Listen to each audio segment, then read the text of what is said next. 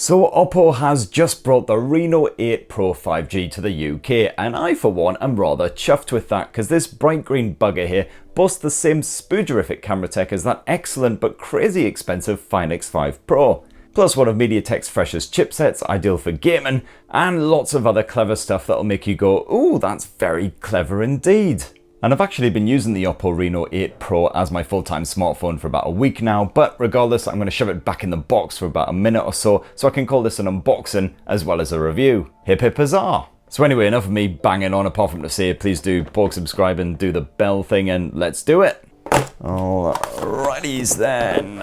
So what do you get in this lovely bright colourful box? Well, you've got yourself one Oppo Reno 8 Pro 5G, one rather sizable 80-watt Super VOOC charger, a jolly wee USB cable, and that is basically your lot, no condom case or other extra bits to speak of. So let's turn our attention to the Oppo Reno 8 Pro 5G. Bit of a mouthful. Could probably do without the 5G bit, but then every other smartphone in 2022 seems to be sticking with that. And speaking of 2022 trends, we've once again got a flat edge design here. And I'm not really sure why this design is all the rage, because it's not particularly comfortable to grip, especially when you're dealing with a mighty 6.7-inch blower like the Reno 8 Pro. Definitely have to knock it down some marks for the general hand feel.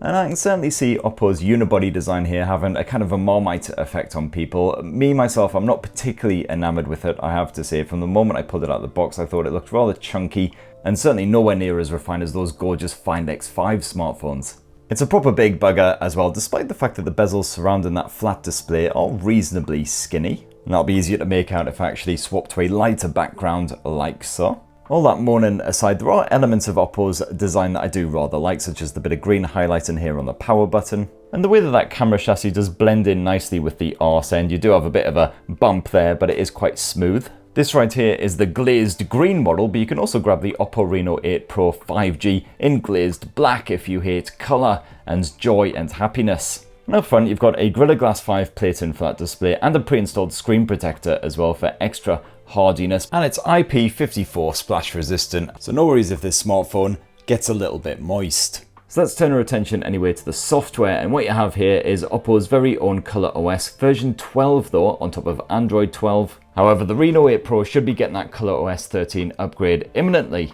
And if you'd like to know more about ColorOS 13, well, great news. I just did a whopping great video where I banged on at length about some of the great new features packed in there. It's a proper hands-on effort, so go check that out for all you need to know. I won't therefore waffle on about the software here on the Reno 8 Pro, but it's a fairly stock version of Android. You've got your Google Discover feed, you can drag down that notifications bar from anywhere, access the control center toggles, all that good stuff. You've got plenty of customization options to play around with as well, including full-on always-on display. You can mess around with the colors, the fonts, the animations. While it certainly has its quirks, I do like ColorOS. My major bugbear with Oppo smartphones is the amount of crapware you get packed on by default. Lots of stuff like Tilemaster 3D, Roland Twins, whatever that is. Something with some horrifically cute dinosaur. The only extra bits I actually like are the phone manager, which has got some nifty tools in, with shortcuts to some very important features, good bit of diagnostics action. And because life as a full-time YouTube twat is rather stressful at times, I do like a bit of relax. Alright, that's enough of that bollocks. For your security needs, you've got an in-display optical fingerprint sensor, and like most in-display sensors these days, absolutely fine, nice and quick and responsive. I've had absolutely zero problems with it the past week, despite the fact you've got that pre-installed screen protector covering the display. And you've got yourself a bit of face unlock on there as well, if for whatever reason you can't use your hands, so just hit that power button, as you can see, immediately leaps straight into the desktops as well. Possibly not the most secure, it might be easily fooled because it does seem incredibly fast to act. And Oppo has very kindly stuffed 256 gigs of internal storage into the Reno 8 Pro, and has just as well been generous because there's bugger all space for a micro SD memory card in the double-sided SIM tray. So the little bit of crapware aside, no complaints on the software front here on the Oppo Reno 8 Pro. I've had no issues with crashing or apps behaving in a crazy fashion, anything like that. It's just behaved itself. Now this is certainly one of the biggest smartphone screens of 2022. It's a 6.7-inch AMOLED display with Full HD Plus resolution, so even though it's pretty spacious, you still get some nice crisp visuals coming through. This panel matches the competition when it comes to gorgeously sharp contrast. You've got full support for HDR streaming in the likes of Netflix. The color mode is set to vivid by default, and I quite like those punchy poppy colors, but you can dial things back if you want to. Nice wide viewing angles, and while the Oppo Reno 8 Pro's panel isn't the brightest display I've ever seen on a smartphone, it's just about powerful enough so you can clearly see what's going on when it is sunny outside. You've got Oppo's usual UltraVision engine tools on board, including the image sharpener and the video color boost. I can't personally say I notice much of a difference when I'm watching crappy content on supported apps, but hey ho. And you can also play around with the refresh rate as well. This is set to high by default, which is 120 Hz, but you can bump that down to 60 Hz to preserve power.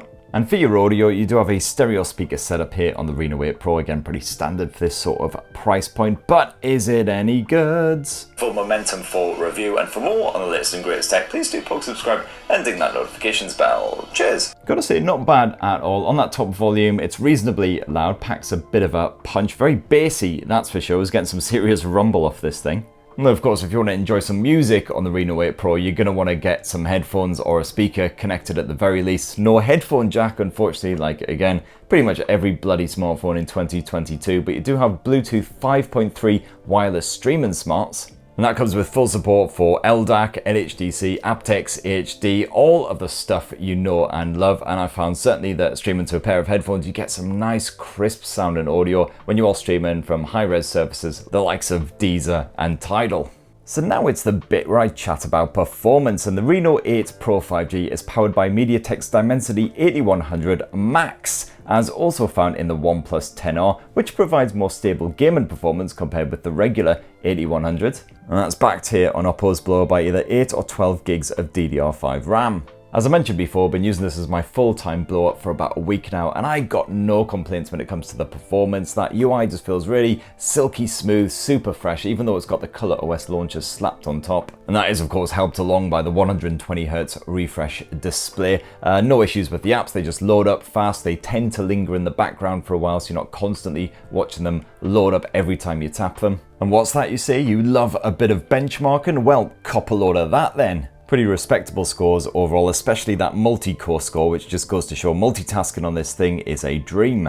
And yeah, I did find that the gaming experience overall was pretty stable as well. So even the likes of Genshin Impact, the most demanding Android fare you can find out there, tend to run well on the maxed out graphics settings. I saw a handful of judders in the frame rate when I was blasting through the likes of Genshin Impact, especially after I've been playing for more than sort of 30 or 40 minutes. But thankfully, you do have Oppo's ultra-conductive cooling system packed inside of this thing as well, a multi-layer setup. And that does a fantastic job of dissipating heat as well. So the back end of the Reno 8 Pro gets slightly warm after a good amount of gaming, but certainly nothing that's going to trouble your fingertips or throttle the performance. And at any point you can whip out those special gaming tools with a quick swipe from the top edge like so. This includes the usual performance settings, so you can boost them right up for more demanding fare like Genshin Impact, otherwise drop it to low power mode if you want to preserve the battery life instead. Got the game focus mode, which is pretty good for just blocking notifications, making sure you're in the game. And plenty of other worthwhile bits, including the touch optimization as well. Good news if you want to boost or drop down the sensitivity a bit. Unfortunately, the battery life on the Oppo Reno 8 Pro 5G hasn't been quite as successful. You've got a 4,500 mAh capacity cell crammed inside of that chunky chassis, and I've found so far my first few days of use, I've only been getting between 4 to 5 hours of screen on time from a full charge, which ain't as good as a lot of the competition. So basically by the end of every single day, I've been on dregs at best. A couple of times it has died just before I finally stumbled into bed. Luckily, you do have that 80 watt Super VOOC wired charging support, so if you are running low, you can just bung a cable in its bottom and it'll charge up again pretty quickly. So, 10 minutes charging should give you enough to see you through the rest of the day. No wireless charging support, however, on the Reno 8 Pro, so if you like a bit of wireless charging, bugger. So let's finish up this Reno 8 Pro unboxing and review with a squint at the camera tech, and it's very similar hardware setup to the Billy Big Bollocks Oppo Find X5 Pro, which costs the best part of $1,000 still. So that primary sensor is once again Sony's 50 megapixel IMX766 as found on that Find X5 Pro, but the major difference is an unfortunate lack of optical image stabilization here on the Reno 8. The Reno 8 Pro's focus works well to keep your subject as sharp as possible, and it generally isn't fooled by framing or anything like that. My sample photos were crisp and detail packed with a natural finish for colours. You don't get the same level of boosting that rivals such as Samsung serve up. Move indoors and you can still capture realistic looking snapshots. Those colours are slightly warmer, but only a wee bit, no real damage done. Meanwhile, the Oppo Reno 8 Pro isn't done in by strong lighting or tricky contrast either, not until you hit the extremes like these frickin' enormous super bright screens. As for the other lenses slapped on the back of the Reno 8 Pro, well, you've also got an ultra-wide angle shooter, which does the job when you do need a more pulled back view. Just don't rely on it at night or when the lighting isn't on your side, because the results often aren't pretty. And you've also got a macro snapper as well, which you have to dive into the more section to actually utilize. And then there's plenty of other bonus camera modes to play around with, all of the usual shenanigans, including a portrait mode with adjustable bokeh. And I found I got really good results with this, whether I was shooting human subjects or more fluffy stuff. And there is a dedicated night mode as well, but to be honest, you won't even really particularly need this, because the Reno 8 Pro's killer feature for low-light photography is Oppo's very own Marisilicon X NPU, or MAZA as we like to call it here at TechSpert Towers. Good old MAZA was found in the Fine X5 series of smartphones, and it did a great job there, and it does a sterling job here as well of just brightening up those low-light shots, making sure you get surprisingly crisp and detailed images without too much grain creeping in. So if you are a bit of a night owl, you'll probably get quite a lot out of the Reno 8 Pro, and then there's a small selection of other modes you can piddle about with, including a dedicated Pro mode. This gives you full control over the shutter speed, the white balance, the whole works. And if you slide the Reno 8 Pro on into video mode, you can capture up to 4K Ultra HD resolution footage, which looks, again, particularly great at night thanks to our great mate MAZA. Got respectable image stabilization even at that max resolution. You can't capture at 60 frames per second, unfortunately. It does max out at 30 FPS unless you bump it back down to full HD res. Audio capture is fine, so yeah, certainly for your home movies, the Reno 8 Pro will do the job. And for your selfie needs, you've got a 32 megapixel front-facing shooter with quite a wide viewing angle, as you can see there, and that uses Sony's IMX766 sensor. In ambient light, the selfie cam does struggle, offering softer results and blur as well if anyone actually dares to move a muscle. Even in decent daylight, I found my snaps were a little anemic, and not just because they were of my pallid complexion. Overall, if you are a big selfie fan, you'll want to look elsewhere.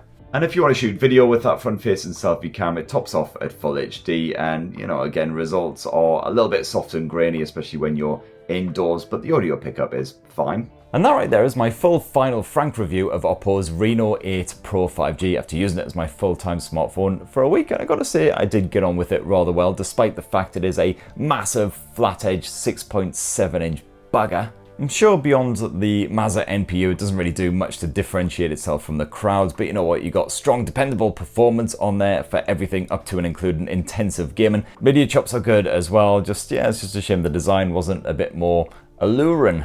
Anyway, that's what this baldy reckons. What do you guys reckon of the Oppo Reno 8 Pro 5G?